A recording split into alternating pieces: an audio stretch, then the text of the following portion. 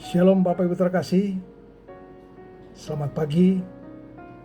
Kita berjumpa kembali dalam renungan Sabda Sardik pada pagi hari ini yang dengan judul Yang Percaya Yesus Harus Berubah, di mana ayat kitab yang kita ambil hari ini terdapat dalam Efesus 4 ayat 20 sampai dengan 24. Demikian firman Tuhan, tetapi kamu bukan demikian, kamu telah belajar mengenal Kristus, karena kamu telah mendengar tentang Dia dan menerima pengajaran di dalam Dia menurut kebenaran yang nyata dalam Yesus, yaitu bahwa kamu berhubung dengan kehidupan kamu yang dahulu harus menanggalkan manusia yang lama yang menemui kebinasaannya oleh nafsunya yang menyesatkan, supaya kamu dibaharui dalam roh dan pikiranmu, dan mengenakan manusia baru yang telah diciptakan menurut kehendak Allah di dalam kebenaran dan kekudusan yang sesungguhnya. Ayat firman Tuhan yang barusan kita dengar bersama menjelaskan pada kita sekalian sebagai orang percaya bahwa kita yang sudah menerima Yesus Kristus sebagai Tuhan dan Juru Selamat dalam kehidupan kita, di mana kita telah menerima identitas baru, yaitu menjadi pengikut Kristus. Dengan menyandang identitas yang baru tersebut, kita sebagai pengikut Kristus harus menanggalkan kehidupan kita yang lama, mulai dari pikiran dan perasaan sebagaimana Kristus yang tercermin dalam kehidupan kita dari hari lepas hari. Sebagaimana pandangan Paulus ketika dia bertobat dan menerima Yesus sebagai Tuhan dan Juru Selamat dalam kehidupannya,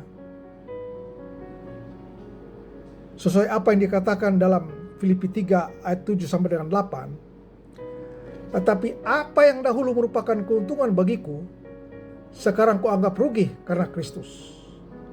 Malahan segala sesuatu kuanggap rugi karena pengenalan akan Kristus Yesus Tuhanku lebih mulia daripada semuanya. Oleh karena Dialah aku telah melepaskan semuanya itu dan menganggapnya sampah supaya aku memperoleh Kristus.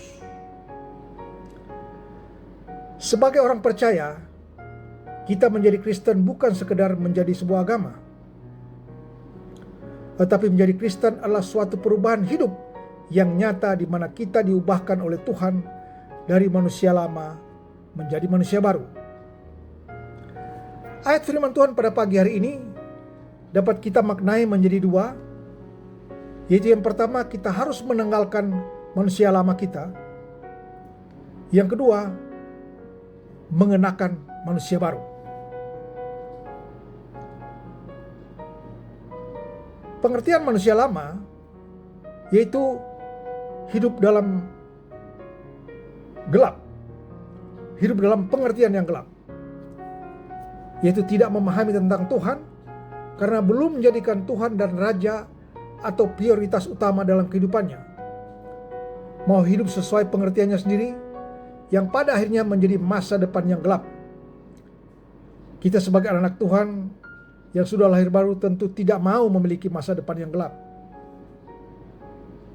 Justru karena kita ingin memiliki masa depan yang terang. Manusia lama yaitu hidup jauh dari Tuhan,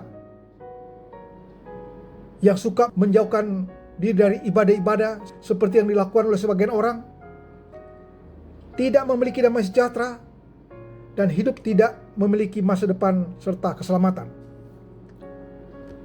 Perasaannya tumpul.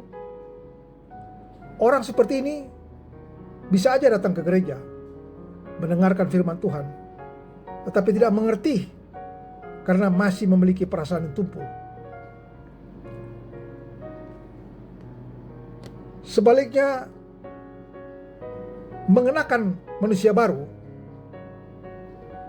di mana manusia baru selalu memiliki kerinduan untuk belajar bagaimana mengenal Kristus lebih dalam lagi. Paulus mengatakan dalam Efesus 1 ayat 18, dan supaya ia menjadikan mata hatimu terang, agar kamu mengerti pengharapan apakah yang terkandung dalam panggilannya, betapa kayanya kemuliaan bagian yang ditentukannya bagi orang-orang kudus. Manusia baru mau belajar, mau mengampuni, setia terhadap perintah-perintah Tuhan, sehingga menjadi serupa dengan gambaran Kristus Yesus. Manusia lama dan manusia baru tidak bisa bersatu dalam kehidupan kita sebagai anak Tuhan. Kita tidak bisa menjalani hidup dengan melakoni dua karakter yang berbeda, yang nyata secara bersamaan.